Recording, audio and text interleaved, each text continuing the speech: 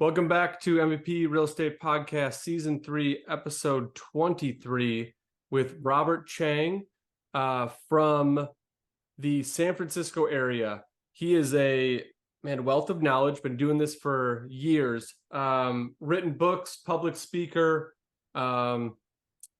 He's done, I thought was super cool, the unique part of him starting commercial real estate. Not many people jump into the commercial right away. And he explains in the show it's just much bigger. So there's an upside and a downside to it. But I thought it was very unique starting the commercial space. That I can obviously see how it helped him through his career. So very interesting story, awesome guy. We link stuff to the show notes so you can get a hold of him, read some of the content that he's put out. But a very, very knowledgeable guy on real estate. It was very cool. Let's bring him on. Well, Rob, thanks for coming here today. Thanks for being with us. I start out the show the same way, just so the audience get a good feel of who you are and where you came from. So if you can give us like 30 second to a minute, if it's longer, that's fine. Kind of an elevator speech of who you are. So I'm Rob Chiang. I'm from the Bay Area near San Francisco, California. And in regards to the real estate space, I started off as a commercial real estate broker selling apartments, triple nets, fast food, retail buildings like that. And then I was good at that for about 3 years. One whole year I didn't get paid. And that was 2007, the economic downturn. Yeah. So I decided I didn't want to work without getting paid. So I was on a full commission schedule. So I quit that job and decided, hey, honey, let's go start flipping houses. We never done it before, but it looks like fun, right? Yeah. Did that next, professionally speaking. And then that transitioned to me becoming a licensed general contractor. And then from there on, I started doing maintenance for apartment owners just from my Craigslist ads. And then I hop and skip to be a maintenance manager for some client, my very first client. And then that turned on to me being an apartment manager. And coming full circle, one of my mentors who has since passed, being an apartment broker, I actually ended up buying a building from him. And, I had no idea that all these footsteps along the way had total synergy to all of them. But, I was just wandering through the woods. Somehow I ended up here writing a book and being a coach and being a speaker in the United States, traveling all over the place. So I'm here to show everybody that you can be an idiot and still get everything done. I have that feeling every day. It's awesome. No, and it's kind of cool. So you started out as a commercial broker, and I think you're the first guest we've had that started in the commercial side, because obviously there's the delineation between residential and commercial. Yeah. I started residential, and that's kind of where we invest too. Do you like that you started in commercial? I do. I grew up around apartments, and when I was put into this brokerage house, it was flooded with apartment brokers. So what they did, and I was so young and naive at the time, I didn't know how to speak up for what I wanted to do. It's all hindsight, right? Yeah.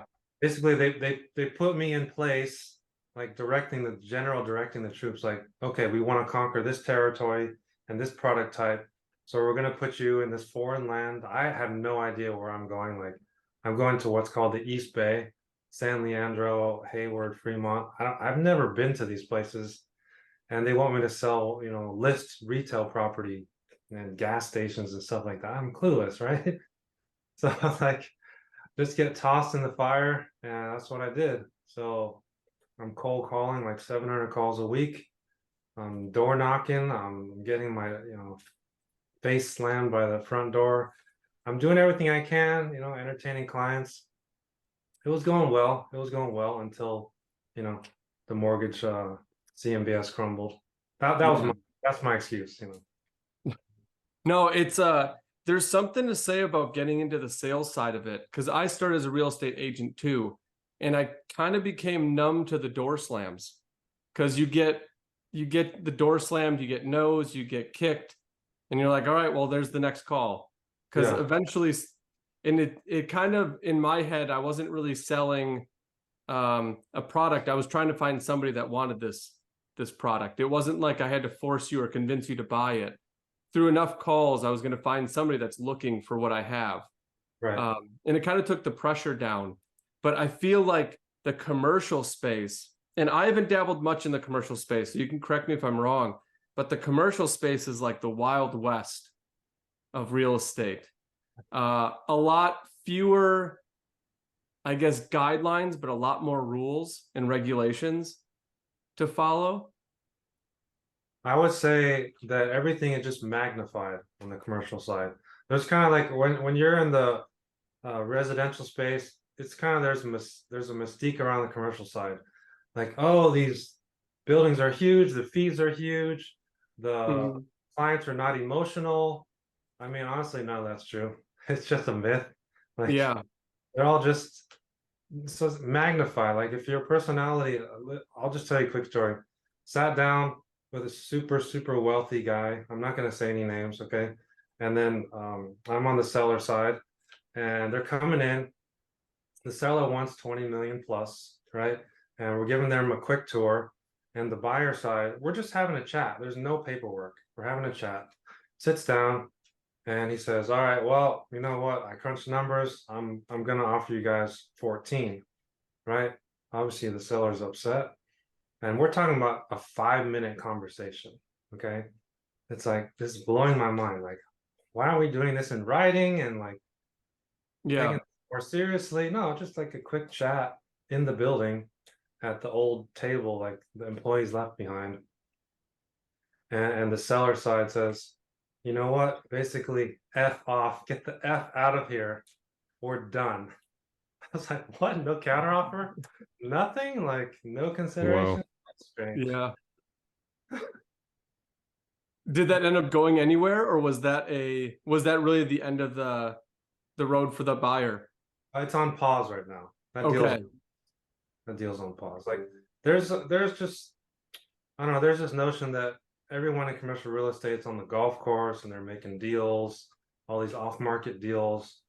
But there's plenty of on-market deals. It's just a smaller fishbowl with bigger fish, Yes. right? It's like the same people that I know from when I started, like 20 years ago, they're still in the game. And that's why it's so critical to never burn a bridge. Always be grateful.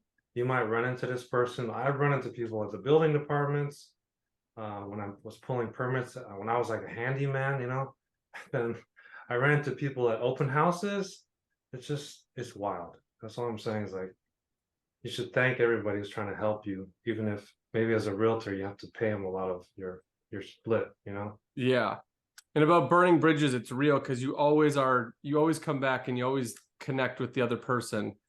And you said pulling permits and not burning bridges. Inspectors are a hard person to not burn a bridge with, because sometimes they're not always on your side, not always the most willing to work with you on things. But you got to remain professional to a certain point. Totally. When it comes to building inspectors, code enforcement, fire marshals, I just lay down on the bed and say whatever you want. Let's do this. Because at the end of the day, it's going to be so much quicker, and they're going to remember you like, oh, this guy totally cooperated. Like, he wanted, like, hey, I wanted 10 GFCI plugs in this unit that had no ground cables, and he was fine with it. You know what I mean? Like, that's the kind of stuff we have to deal with up in California. Really? Yeah. Or like, oh yeah, he was totally fine. We had to spray orange foam on the whole freaking carport, and he was fine. He got it done in a day, and I came back. You know, if you drag your feet, that's when they, at least around here, that's when they class your building differently. There's tier 1, tier 2, tier 3. You know, the more unfavorably they view you, they're gonna treat you like a criminal, basically, like you're trying to be a slumlord. So Okay. you have a good track record, they don't bother you, you can literally self-certify, a little piece of paper in the mail. I'm not saying just be dishonest, but just the fact that they trust you now means they don't even bother you anymore, you know. Yeah. And that's the tier system? Is that like a tier system. is that a California thing? Because I know like through real estate investors, you talk to them, they talk about like A class, B class properties. So Is that's that kind of macro. what is that? So A, B, C class, that's macro. Okay. Not just talking about grading the property as a whole. Yes. And then that you can grade the location A, B, C as well. Okay. But no correlation with the tier system that you're talking about? Because I haven't heard of that tier system. So I'm just trying to connect it in my brain. It's like a local legislation that we have. Okay. I gotcha. Not Which sure if is it's, probably why I haven't heard it, because I've done no real estate in California. yeah. It may just be the Bay Area. Yeah, could be. You made a good point about in the commercial side, there's a smaller pool. Because obviously with the residential, it's I think a little bit easier for a barrier of entry on that side. This commercial side, for people that want to get in and buy apartment buildings, like we've been looking for apartment buildings out here for months, trying to get in contact with sellers is very difficult. We found like the sales cycle is a lot longer. It's not like, okay, I want to sell my house, I want to put a sign up, get an agent, and we're good. The people that own those commercial buildings have thought about selling their buildings for years beforehand, in some occasions. But what would you give for people that are trying to get into that commercial space, getting in contact with either people trying to sell or the brokers in that commercial space? What is a good first step for those people to get into? Well, I think just the key, I always like to talk about outcomes when I'm doing trainings or speaking events. I always want to talk about outcomes, like why are the attendees here? Why are the viewers listening to this podcast? So on that point, the outcome, if I'm a seller, when I am a seller on commercial property, my outcome is to either grow my net worth on the next transaction, grow my door count, grow my cash flow. Right? If I'm trading horizontally on any of those points, I need to make sure one of those outcomes is increasing, right? So how do I do that? By identifying the up leg in the 1031 before I'm listing the down leg, right? That's the hugest rejection reason for any commercial listing is that, yeah, selling is super easy, but how are you going to get my next deal in 45 days? Yes. Let's lock it up now, and then I'll list with you. That's usually the response 50% of the time. And with you being the broker, were you responsible for some of those clients to lock in that next property before you'd actually list their building? Was that on your shoulders to do? I would say it's a lot easier just to show them a bunch of deals and say, hey, A, B, or C might work for you, but maybe it's not around in 45 days. Hey, unless you have the cash to put up a non-refundable right now and wait, otherwise you just have to have a little faith and trust that there's going to be another one out there. So you just kind of lay it out there, and if they just see some options, then sometimes they're comfortable just rolling with it. Yeah. And for people that aren't familiar with the 1031, Rob's talking about a tax deferral strategy where if you sell an asset, you have it was a 45-day window to identify your next property, and then you need to purchase within 6 months. Was it 90? 6 months total. Okay. Close to close. Okay. And that defers your capital gains from sale to purchase. So it is a very, very like timely and precise process that you need to follow. We actually had somebody on here that handles 1031s exclusively. That is what she does. Yeah. She's out of Chicago. So got to learn a lot about those. Haven't been able to do one yet, though. So, well, yeah, it can be daunting, especially. I think the key is once your down leg is contingency free, then you can build in like an extension. Like in the initial contract, you gotta do this up front though. Let's say the escrow is 45 days, then you put in there, seller has option to extend escrow 30 days, maybe an additional 15 days after contingencies are removed, say with, by the halfway point in the escrow period. So that way you could have up to 45 extra days just to go shopping for the next property. You know, that's what most people do. They start making offers when they're contingent free on their down leg, you know, so that they're already hitting the ground running. So they're Yeah. getting bonus shopping days. That's what most people do. Bonus shopping days. I like that. Like there's like 45 more Black Fridays. Right. Hopefully I just like as good of a that. deal though. Well, that's the kicker, right? Right. Either doing one of three things: increasing your net worth, increasing your unit count, or increasing your cash flow. You know, you can't do it all in this kind of market. Yeah, that is what we're finding. And I couldn't even imagine out in California, because the prices out there are significantly higher than Wisconsin. I For a think lot our less. average home sale, I just got an email. I think our average home sale was $385. And Has it I gone- would imagine that's not even close to your median out there in California. Well, I don't know about the whole state, but in the Bay Area, it's about 1.2 average. Yeah. $1,000 a square foot on average. Whoa.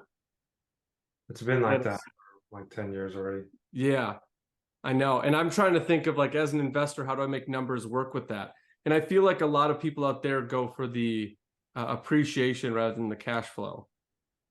So that's true to a certain degree, only in the beginning phase, right? So in the 3, 2, and 1 unit rental properties, it's absolutely an appreciation play because the Mhm. cash flow is not there.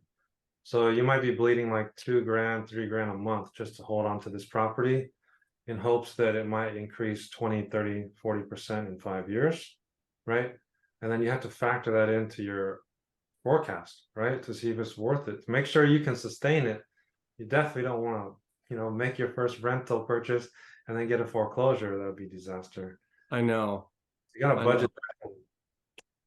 And when you're speaking, and obviously you've got your books behind you, I want to ask you about those.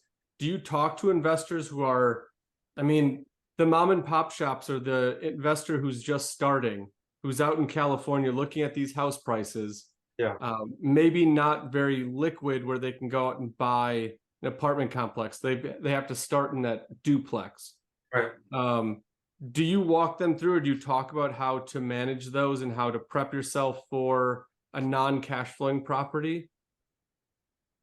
Everyone that's buying a duplex, triplex, fourplex for the first time right now in this market is not going to be cash flowing. Yeah.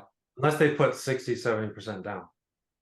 Right? I mean, you usually have to put 40% down right now at a minimum. Yeah. Kind of crazy. No more 30% down, no more 25% down. Those days are over unless hard money. And then you're paying like 10, 11, 12% with 3 points. Yeah. Makes no sense whatsoever. I know it's tough. I was at a conference and there was a panel, like 2 billionaires on this panel, and they were just saying how right now we're in a little bit of a pause, like a little pigtail, it's like a pause. We're on a pause for about 2, 3 years. And they think within another 3 years, we're going to see that uptick again in values. So it's kind of weird because San Francisco and San Jose, they used to be opposite. San Francisco was incredibly high on value compared to San Jose, which is a little suburb. And I mean, it's kind of flipped from metro being higher value and the suburbs being lower. Now it's the opposite. And I don't know if you're seeing trends out there or anybody else, in any other region, but I think it has to do with crime, a lot of crime. Yep. The investor just has to be prepared to weather the storm, because the fact is you make the most money when everyone else is scared. Yeah. Isn't that Buffett who said that? When everybody runs, he invests. Exactly. Yeah. And it's been a weird, because out here the suburbs are getting a lot more inflated. The city's kind of taking its downturn. And it's been weird because we've had a lot of the bigger investors who have the capital have been trying to buy up all of these properties, and it's harder for the people who are starting. This is a very hard market for people that are starting. Can it be done? Yes. But like you said, you have to be able to know your numbers and make sure that you can weather the storm of, okay, if I bought this single family home and I basically had to eat $2,000 a year because it didn't cash flow, or $3,000 a year, what would I make in the 5 years of it appreciating just within the neighborhood that it's been in? And that's kind of like the stage two. Because when I got in, we were in, was it 2018, 19? We were in a market where I could find something that cash flowed like immediately. And this is the first, I guess, the first market that we've been in where it has flipped upside down, where things aren't cash flowing as simple. It's not a buyer's market anymore. You're like fighting for people for deals. It's crazy. Yes. There's still competition. I mean, the interest rates suck, to put it plainly. Yep. The big institutions are just waiting to see if this is the new normal. If this is the new normal, then there's going to be more listings, more inventory. Yeah. That's the sentiment right now. And then the builders are pulling the plug on a lot of projects too. Yes. Because they're looking 5 to 7 years out, and there's absolutely no profit at current numbers. They're actually losing money on the new units being built, which is wild, right? That's all. I know. And out here we're getting newer like HOA subdivisions, and those are still I mean, I can't speak to their numbers, but they're still building those. But other than new builds, it's been hard to come by out here. It's tough. Inventory is tough. But honestly, you can't go wrong with, you talked about classes earlier, Class B apartments and Class B location. Yep. Middle of the road is always going to be desirable. Yeah. Right. Class A might have some problems when the economy gets rough. Like right now, I'm sure Class A is hurting. Yeah, in Class C, you just don't want to own. But it's okay to start there, honestly. It's fine. Yeah. And I mean, that's where we started was actually like DC, because we would buy properties from an auction, which we bring up auction now in competition. I think the last auction we went to, there was 2 houses up and there was about 20 people in the waiting room. Yeah, it was a lot. So talk about competition, like there's not a lot out there.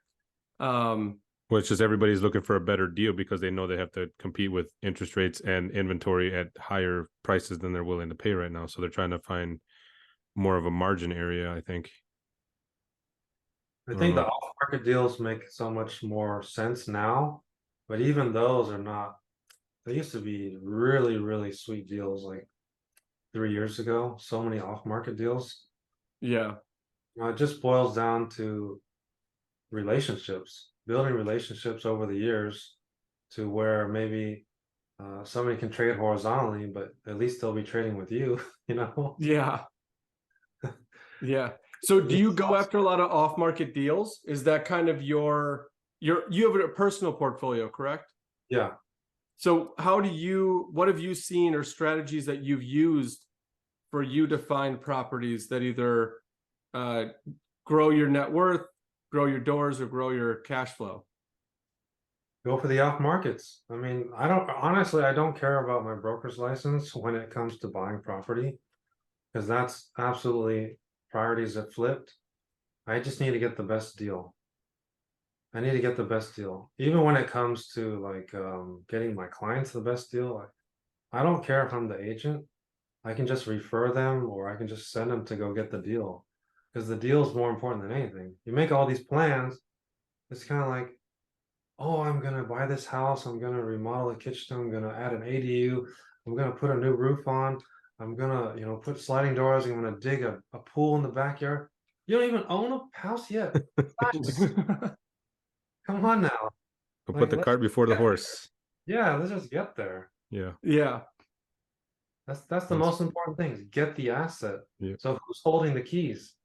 Obviously, you probably have like 10 power brokers in every region, right?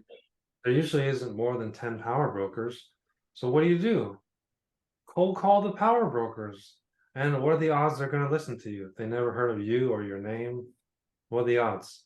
Probably very low, right? Slim. Okay, so maybe you go down to 10 to 30, the next ranking brokers. And you just tell them your story and you say, hey, I want to grow. Will you grow with me? I know I'm starting at a duplex, triplex, fourplex, but hey, do you have any listings cooking that maybe here's my pre-approval? I can just, get on board with you and I will be loyal to you and you can list them when I'm ready to sell. And I would like to, transact at least one buy, one sell with you every year. Are you interested? If I'm a junior broker, I'm like, dude, this sounds pretty good. Like, I got nothing to lose. Yeah. And he wants to take me to lunch. I'm hungry. Let's go. Oh, I thought you Yeah, said we've they done like that. to go golfing. Let's go golfing. Let's go. Let's go golfing. Yeah, you can play golf. Let's go. I can try to play golf. But Yeah. yeah, we've done the whole calls and invite to lunch, and like you're saying, that some of them don't respond back. I'm sure they've got deals going. But yeah, I think you're right. Trying to find the one broker, I guess, that will listen would be a very, very good start. And there's always like the fear of the rejection or the fear of not getting the response you want that kind of keeps you from doing it. Well, yes. People either run to pleasure or run away from fear. And I have to say that everyone is in sales. Okay. Every job is a sales job. Whether you're trying to sell your kid that you need to eat broccoli, or they need to go to math tutoring so that they can blah blah blah, right? That's a sales call. Okay. Same thing with investment. You want to sell your tenant, oh, this is a place that you should live for the next 5 years because the washer and dryer is new, or whatever reason you give. That's a sales pitch. Yeah. Right? And then you pitch your lender, hey, you should lend me the money because me and you went golfing, remember? That's a sales pitch.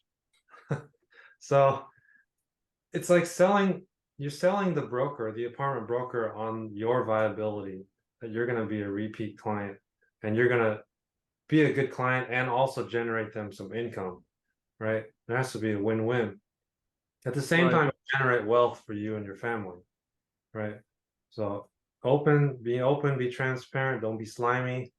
Don't try to talk to all their coworkers, because they're going to say, hey, have you guys heard of Rob Chiang? They go, yeah, he just called me 2 minutes ago. What did he want? So it's like, Yeah. be strategic, but also be transparent. That's what I'm saying. Yeah, definitely. And those are awesome little nuggets of advice. Is that what is in, I'm seeing the Passive Wealth book behind you. Are those type of things that you have in your books that you've written? Those little like tips and tricks to how to get going? So that book is focused on property management, basically. Okay. Broker owner running a property management firm. And that's 80% on property management, 20% on investing. But the next book that's coming out is mostly on investing. Okay. And is that kind of those tips that you were just talking about? Like how to get going with investing or how to hold on to your investments? So, or both? Well, that book is mostly on property management, like how to be efficient and how to grow and scale your business. Okay. Like kind of letting go of being a control freak and learning how to delegate, how to trust other people so they can grow so you can grow. That's basically what it is. Yeah. I mean, there's all the workshops that we do, they all have different topics. And you can definitely get my book if you want, or you can just ask me. I'm on a lot of socials. Yeah, I'm going to get your contact information. We'll put that in the show notes for people. We're going to link your book to the info as well at the end of the show. So yes, I will get that at the end of the show for sure. Is this, I don't want to ask you too much about your book you're writing. Are you obligated to speak on it, or are you trying to keep that kind of closed until it's out? No, it's not secret. It's so like the first one I wrote was mostly on management and then just a little bit on investing. This next one's going to be mostly on investment. Okay. And obviously you started with the commercial brokerage, you did flipping, then you did a lot of property management side. Is that what you, because you said you're a public speaker as well. Yeah. So are those the type of things you're talking about in your public speeches, that property management side of things? So usually my audience is usually apartment owners, existing owners, or property management professionals or real estate professionals. That's usually who the audience is. It's not usually the general public. Okay, But that's what the social media is for, general public. gotcha. Yeah, I'm sure the speaking about property management to those current owners, because I feel like there is a lot of owners out there that don't have the systems in place to make it easy. Like it took us a while. I was on spreadsheets, writing on pads of paper, and then I was like, I finally need to get to Excel. And then I put on Excel, and I was like, yeah, this still is not cutting it, because there's so many reports that you need, like that are so fluent, and you need I don't know, you need recall data in some obscure way that I can't do with Excel. And until I actually bit the bullet to pay for these CRMs, it was kind of a guessing game, which is not a fun place to be in when you're trying to create wealth on that one. They say, Tony Robbins says, if you're in your head, you're dead. So when everybody asks me a question, I said, I don't know. I don't remember anything. Just look at the software. It's all there. Yeah. I'm glad you live by that, because that's where I'm at. I cannot put things in my head. It's not big enough. It's tiny up there. There's some impressive people out there though, like Bigger Pockets. If you ever listen to their podcast, they'll bring investors on and they're like, oh, tell me about this deal you bought 5 years ago. And they're like, oh, we offered this amount and this is the cash flow down to like the dollar. Yeah. I'm like, that is impressive. Yeah. Well, when it comes to deal making, of course, you remember those things. But as far as like my management portfolio, 400 units and so many owners, no, I don't know. I don't know what's going on a daily basis. I have no idea. Yeah. And are your personal investments, are those all in California as well? Or do you diversify into like different states, municipalities? Where does that all take you? I'm all about local. I'm personally on the local mantra. We had some out of state disasters I don't want to repeat. So Oh no, I'm gonna have to ask you about one of those stories. yeah, well, I like to stay local personally within 2 hour drive, just to keep it reasonable. Yeah. Yeah, but I mean, otherwise you're gonna have to get a property manager to take over that facility. And I'm sure for you running your own and managing your own, it'd be hard to hire out a third party when that's already what you do. well, yeah, we've managed managers before. It's not a problem. It's just not you have a little bit less control, which is fine.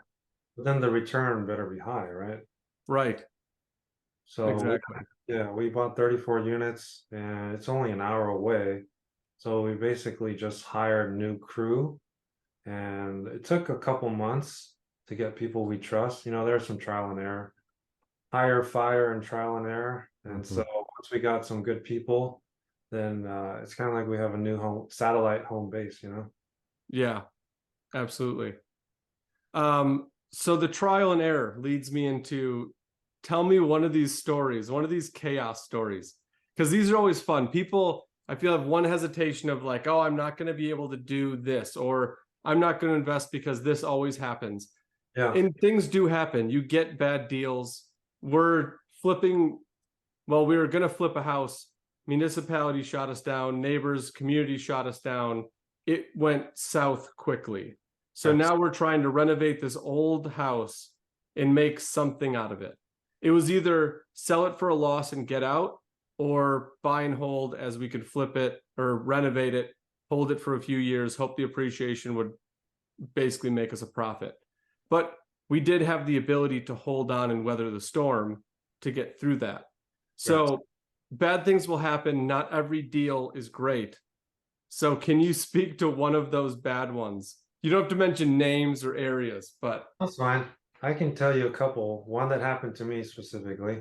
So everyone knows that business called WeWork, right? Just declared bankruptcy. yeah.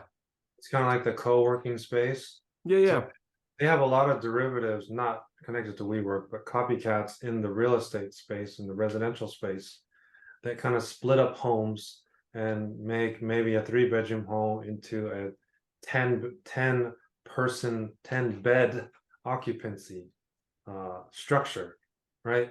So you might call it corporate living, you might call it boarding house, sure. So I was moving out of my personal home in Santa Clara, and I got an offer to rent from this company. which has since gone bankrupt and liquidated and all that stuff. And it was $500 per month more than a traditional renter, like a family, right?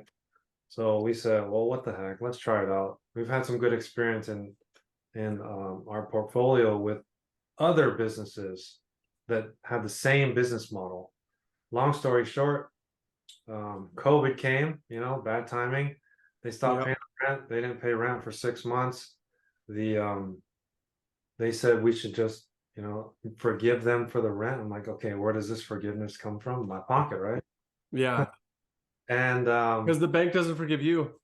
exactly, rent still due, like The Rock says. That's a T-shirt, Rent is always due. Mhm. Always do. So I had 5 people occupying this 3-bedroom, and I set up a face-to-face meeting with them, a heart-to-heart. 4 of them moved out. One person, which I won't call any names, said she's not moving, period. She's comfortable here, blah, blah, blah, whatever reasons.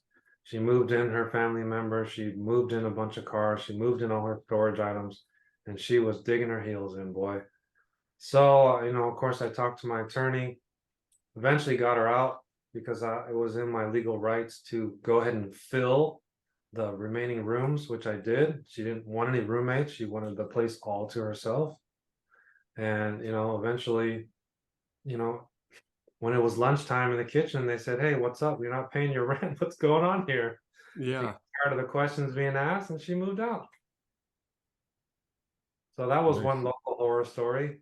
Yeah. I was greedy, $500 a month more, and it backfired.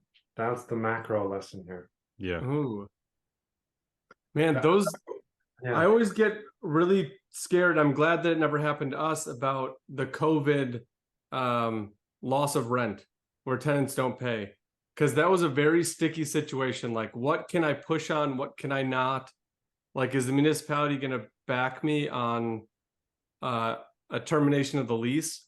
Or is this protected because of the whole COVID situation that's going on? We still have one tenant in Oakland who owes $45,000 just from their unit in back And rent. still living there? Yeah, because there's a huge backlog with the eviction attorneys in Oakland. It's kind of wild. Doesn't make any That sense. is. So what happens in that situation? I don't know if I can get into details on it, but so that person still living there owes 45, the tab keeps running. Hmm. Are they working now? Are they working and not paying? They're completely ghosting us. They won't talk to us in person, online, chat, whatever, text, nothing. They stay there, and we're just in line with with the eviction attorney. Has there been I guess, a precedent set, or is it case by case? Like, do you think this is going to end well is this something you own or you manage for another owner? Third party owner. So Okay. we'll have to wait another 3 months to get them out. Wow. Probably the timeline. That's pretty normal. I got you. And California is a tenant friendly state, right? 100%. Yeah. So do you think this is going to end well? Or I guess you can't really speak on air. I don't know. Do I think it's going to end well? Well, I mean, obviously they're eventually going to move out. I don't know when or what loopholes they're going to use, but hey, we'll see. Do you think a portion of the money will be owed? Or is that There's a weird calculation. It's like up to May 1st, you can't collect anything. And then after that, they're liable. You can send them to collections, but okay? how much are you going to get in the end? Yeah, that's true. Man, I hope that goes well. That's a sticky situation. Yeah. Well, that's what you got to deal with. It's just like Yeah. the worst case. Everyone else is a sweetheart, but then you have one person choose to be like that. Yeah. And I'm sure you did all the tenant screening beforehand, and this is not something that was a foreseeable thing for that tenant. I'm No. imagining. As a landlord, it feels like they're gaming the system, but you don't know because there has been zero communication. Yeah. Zero. Oh, that's frustrating. Zero stories, zero reasons. Like, yeah, nothing. Frustrating. So I'm it's sure like, you're excited for 4 months from now when it's all over with. yeah, that'll be great. That'll be Yeah. great. I mean, it's I'm like sure. the corporate tenant I told you about, they paid rent perfectly on time for 6 months, and then it just slammed. Nothing. Like this guy that's gonna get evicted, 45K back rent. He paid rent 1 month and then just stopped. So That's no idea. That's bizarre. But we can't end on a down story. We have to end on a good one. Yeah. So what would you say is your best personal asset purchase? So Do you have like one that just is a sweet spot in your heart for what you bought? Even though no, real estate isn't an emotional deal, but one always sticks with an investor for some reason. real estate's full of emotion. I mean, I know. I used to think there's no emotion. There's so much emotion involved because that's how the big boys and girls have pride of ownership. They spend way too much money on their apartment complexes because it makes them feel good, right? Makes the profit feel bad, but makes them feel good when they roll up. Yeah. So I think for me, the second house that I purchased as an investment, I mean, when I was locked in, I started in 2017. It was actually just by word of mouth. I heard about this neighborhood. I had a client in Cupertino that I was managing their single family house for, and they mentioned, hey, did you hear about the Apple III campus getting built? They call it the flower because it looks like flower petals. It's like 4 flower petals. And I was like, no, I haven't heard about it. What's going on? I heard about the spaceship. No, that's not the spaceship. That's the headquarters of the spaceship. You're already too late there. All the houses are 2.5 million. Have you heard about the flower campus going in? It's right next to the Lowe's, like Lowe's hardware store. Yeah. Oh my goodness, like I want to buy a house near there because it's not, there haven't been, I like Googled it, there's no articles about it, right? So I'm like, okay. I looked at the nearest neighborhood, it's only a quarter mile away because it's all industrial around there. So I picked one of the closest neighborhoods. I bought this little dumpy house for like 800K. And then A dumpy house for 800K. Yeah, that's what it is. Whoa. Very dumpy house. Fixed it up. I like to add like Ipe wood accents on the front. I mean, that's like Palo Alto style around here. You always try to make your little house look like 3 neighborhoods higher than you, right? So I did that, made like $500,000 profit on one little house. And from that house, I was able to refi that, buy another one, and sell it, cash out, and buy the house on the water that I live on today. So Nice. just one little dumpy house purchase off one little secret somebody told me in passing that I held on to and took action. Got to take action. Yep. I mean, that was so sweet, man. That was so sweet. Yeah. No, it's great when you can find the one deal that kind of like projects where you're going to be or where you end up being in 10 years from then, not knowing where it would have came from. And it happens to be one deal that you catch wind of. Like that's special. It's awesome. And I drive by that house sometimes too, because it's on this route. I said, I'm always grateful for that house. Like I'm always thankful I got that house and it went to a good family. It's like most people, when they move their personal home, like they list it, right? And then it's for sale. And escrow is how long? Escrow from a home sale? Yeah. Are you like 2 weeks for insurance or for title? It's like usually 2 to 4 weeks, right? And then you got to Yeah. get out of there. You got to get out of there. So you're scrambling, you find to make an offer on your next place to live, right? We didn't have to do that. We had the luxury of just staying where we're at, buying the next house on the water, with the boat dock. I'm not bragging. I'm just saying, like, I didn't think I would be able to do this. Yeah. That's my life goal, but it's like some crazy dream. No, it's a reality because we're able to invest and not necessarily see how far it would take us at the time, but just trust the process. Trust the negative cash flow on the first 2 properties. Trust that the market would reward us eventually, right? Like get over those fears that, hey, we're not big enough, we're not good enough remodelers, we're bad at interior design, or whatever the reason you got. Doesn't matter. You're good enough, Yeah. If you trust it and you take action, those are the 2 points that I got from you. I was going to ask as like a takeaway, what advice would you give a new investor coming in? And I'm assuming it's trust your process and take action. Yeah, trust the process. Get a mentor, get a coach. Yes. Tag along to somebody who's good at it already. Whether it's a family member or a friend. I'm sure there's someone, Uncle Chucky or Aunt Susan who knows how to do this kind of stuff. Yeah. Open your mouth and ask for help. Yeah. Okay. Trial and error is not good to do with your life savings. Okay. Yes, that is true. Someone who knows what they're doing. Maybe you can even start out being partners with them, right? You don't have to do it all by yourself. You can learn as a partner, as a stakeholder, and then branch off. Plenty of people do that. Spread the responsibility. Maybe you have a family member who's a contractor or a realtor, someone who's already in the business. That's also a great way to start. So you're not so green, right? Because there's so many ways to get taken in this industry. I just want to be straight up there. There's so many pitfalls. Don't want to scare you, but you want to avoid them by having a guide. Yeah, that mentor thing is huge. And it was actually something that I bypassed, even that I did, because to get into real estate, I went and looked at a duplex, and the broker who showed it to me ended up being my mentor. I worked for him for free for a while I was getting things started, doing pretty much any paperwork or odd job that he had, just to get involved in real estate and be around the culture and learn the terms and see contracts and those little bits of things. I mean, went a long way. And it didn't cost me anything. It's not like I paid thousands of dollars for school. It cost me my time, but there's a lot worse things I could have done with my time than start a career.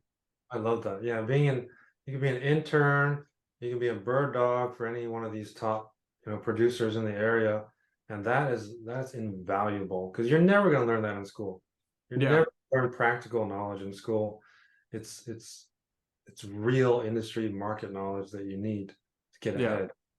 Yeah, and even, I mean, you're a broker. I'm a real estate agent. Even from taking those tests to real life practice of like what you do in this situation or what this means in a textbook and how do you apply it in real life are two vastly different things. Like a driver's license. What does it teach you to pass the test, right? Yeah, doesn't teach you to drive the car. At least with the contractor's license, you have to have 4 or 5 years of actual apprentice experience before they let you get your license. Because I mean, you are dealing with people's life, health, and safety. So I'm glad they do that, For general contracting? Yeah. Yeah, we don't have that out here. Oh, really? Nope. Because I'm a general contractor. I didn't have any apprenticeship. I had to study and take my test. And man, I thought the WRA training material was dry. The general contracting it was a gray screen. So like, what is it, 72 or 90 something hours of just a gray screen that you just read and click multiple choice. Man, there's no bells and whistles to that thing at all. But you got through it though. Yeah, you get through it. Exactly. But yeah, reading the code book was my nightly reading for a while. Oh, I had bought all those cheat sheets from Home Depot, those color-coded flip guides. Yeah. I was first starting out. I had to use that. That was my crutch. Yeah. I had to use those, and eventually I don't need anything. I was the dummy who bought every single gadget that you needed. I bought like a huge drywall sander with like a huge bazooka attachment, the vacuum. I had all these gadgets, and I'd roll up to the job site, and the pros, the vets would be like, I got a tool belt, I got a hammer, I got a triangle square, and I got my skill saw. What the hell this guy bring? They do everything with a skill saw. They just pull the guide back, and it's like it's everything. It's a reciprocating saw. It's like you scale it down once you actually know what you're doing. Yeah. Absolutely. Nice. Yeah. Man. Well, I'm super happy you came on here. I want you to be able to tell us about your books real quick before we have to jump off. Passive Wealth is your most recent book, correct? That's my first book. Oh, that's the first one. Okay. 7 Step Blueprint to Passive Wealth on Amazon. It's audiobook's gonna be ready in a couple weeks. It's just Okay. approval, and it's on Kindle as well. Do you narrate those? I don't have an audio studio. Like it doesn't. Okay. Like you can hear my refrigerator humming. Those kind of things don't work with Audible standards. So it has to be done by a pro. I gotcha. Yeah, because there's some authors that do their own audio and some that don't. But well, awesome. We will link to your books on the show notes. You said you're on social media as well. Is that the best way for people to get a hold of you? Yeah, passive wealth coaching on all platforms. Awesome. And then you do speeches. Do you do speeches across the country, or are you just primarily in California? I was just in Atlanta about 3 weeks ago, and I'm waiting to get booking confirmation on Philly, Amelia Island, Florida. I forgot, maybe one more in Texas, and then Napa, California. But yeah, the way speaking gigs go is you apply way ahead of time, like 6 to 9 months ahead of time, then you just wait to see if you get booked. Okay. Awesome. And then can you find on your social media where you're going to be speaking, or is that a website? Yeah, I post that on my Facebook business page. Awesome. Awesome. Yeah, we'll link all that to the show notes so people can get a hold of you and in touch if they have to ask you any questions. With your vast background of real estate, I feel like you would be a very, very good person to reach out to. So anybody listening, if you have questions, reach out to Rob. I'm happy to help. Even beginners, bring it on. That's awesome. Yeah, thank you for doing that as well for all the listeners. That's much appreciated. Other than that, I'm gonna let you get on with your weekend. It's you're Friday, you're morning where you're at. Yeah. Yeah, we're like getting ready. I'm getting ready to pick up my son from school here eventually. Yeah, me too. So week off. A whole week off next week. Oh wow. Oh really? Yeah, we have 3 days off next week. Yeah. Well, Nice. Unless it snows hard, then you get the whole week off. I don't see any snow. We might get rain next week, but that's about it. Are you guys local to each other? About 50 minutes apart from each other. Not bad. So if Chicago, Milwaukee. So he's right in between Chicago and Milwaukee. Okay. And then I'm in between Milwaukee and Madison. Okay. So that's kind of how we all kind of position ourselves here. There's a lot of nice lakes out here that you could buy a house on the lake and probably get a lot more for your money than you would in Cali. Money would go a lot further too, probably. Yeah, it's 2.5 out here starting. Well, there's not a lot of riverfront here in the Bay Area. I don't want to be in the woods somewhere with no running water and an outhouse. I want to be actually in the suburbs, you know? Yeah. I can't be too far in case I need to actually visit a job site, you know? Right. Yeah. Cool. Thanks for having me. Awesome. Yeah, thanks for coming on. I appreciate the time. We'll connect soon because I want to see, are you still growing the portfolio, or is that kind of a passive thing for you? Yeah, we're still growing the portfolio. I just have my wife is the head of that operation right now. Nice. Well, maybe next time when we get an update, she can come on and tell us how it's all going. Because I'm believing that your portfolio is going to grow here in the next, I'd say, year or two when things become unfrozen. Yeah, we have a lot of things cooking at all times. We got to have at least 5 horses running. Mm-hmm. You know, a few of them will bring the gold home. Right. Yeah.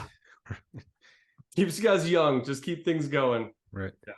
Just keep them running. Good things will happen. Yeah. Well, awesome. Have a good rest of your day. Have a good weekend. Happy Thanksgiving. Thanksgiving, guys. And it's Thanks. been a pleasure. Thank you so much. No problem.